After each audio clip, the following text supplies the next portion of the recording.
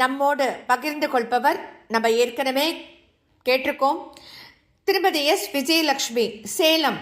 அவள் தான் இந்த அனுபவங்களை நம்மோடு பகிர்ந்துருக்கா. அவள் சொல்கிறா, நம்முடைய சுவாமி வைத்தியநாத சுவாமி தான் அப்படின்னு சொல்கிறா. என்னன்னா, அவளோட நண்பர் திரு கோதண்டபாணி அப்படிங்கிறவர் குருவின் மேல் மிகவும் தீவிர பக்தி கொண்டவர்.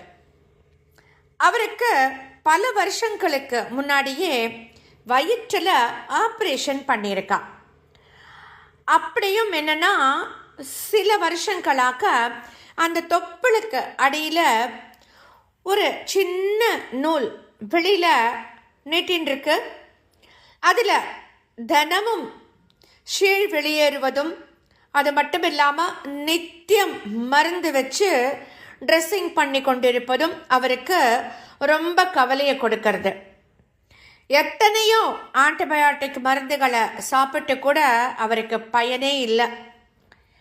ஒரு நாளைக்கு அவர் குருநாதர்கிட்ட இதை பற்றி முறையிட்டு வேண்டிக்கிறார். அப்போது குருநாதர் சொல்கிறார், இனிமே எல்லாம் சரியாயிடும் அப்படின்னு அனுகிரகம் பண்ணுறார். அடுத்த நாளைக்கு குளிக்கும் போது அந்த நூல் என்னார்ந்து இன்னும் கொஞ்சம் நீளமாக வெளியில் வந்துடுத்து.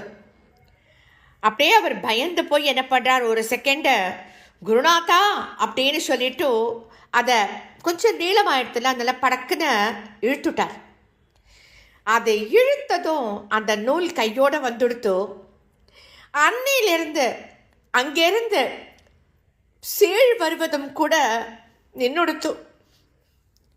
வைத்தியநாத சுவாமியாக குரு அருள் கொடுத்தது அதிசயம் இல்லையா, சத்தியம் இல்லையா?